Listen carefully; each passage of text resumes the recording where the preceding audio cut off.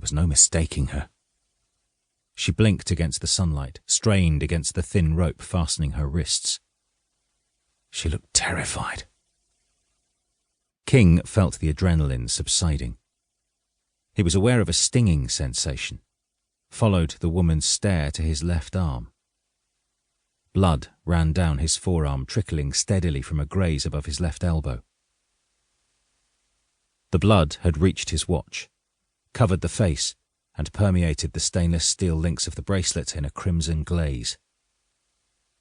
He turned his elbow over, looked at the wound, was relieved there was no more damage. He had been lucky. Many men had not. The girl looked at the pistol tucked into his waistband. She had been around weapons her entire life, but she seemed scared at the sight of it. King took out a handkerchief from his pocket and folded it before pressing it against the wound. He took it away, noted there was more blood soaked into it than he thought there would have been. He pressed it against the open wound again.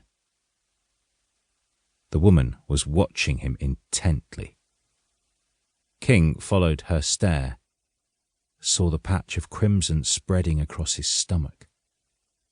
He placed the folded handkerchief against it, then took it away to see how much blood there would be. It wasn't good. He felt a wave of nausea wash over him, but it was soon replaced by anger. He couldn't go down yet. There was too much left to do. He couldn't afford to be taken out of the fight. The woman tried to talk, but her lips were stuck together. Her nose was bloodied and there was swelling to one of her eye sockets. She swallowed like it was an effort to talk and licked her lips with her dry tongue.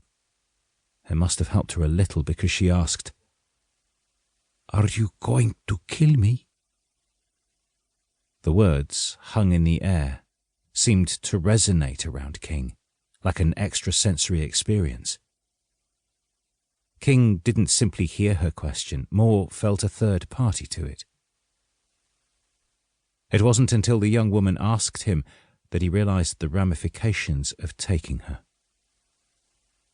What scared him most of all was now she had asked the inevitable question.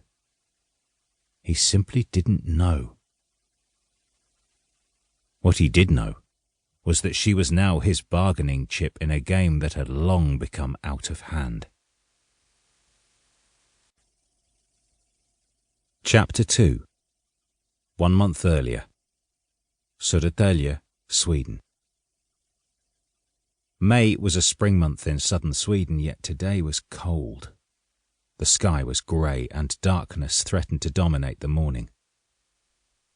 King stepped out of the hire car, closed the door yet left it unlocked, and crossed over the street.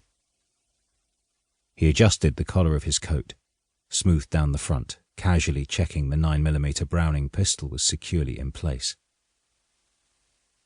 They would have the jump on him. They had known when he would have been coming.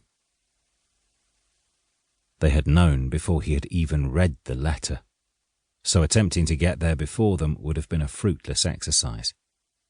He would have to accept that he was on the back foot.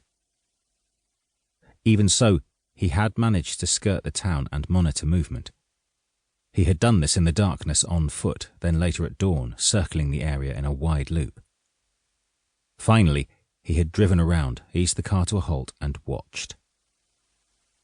There had been nobody. Nobody out of the ordinary for a small town. Just people starting their days, commutes into Stockholm, school runs, everyday things. No vehicles parked up, the occupants waiting, scouting the streets for him, which told King that the buildings across from the post office would be the only place from which they would mount surveillance. They would have eyes on for sure, a rifle scope maybe, but only as a countermeasure.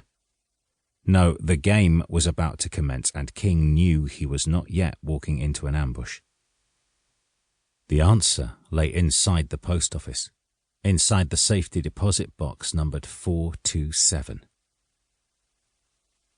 Soon enough he would know how much he would be played, and whether getting the woman he loved back safely was even a remote possibility.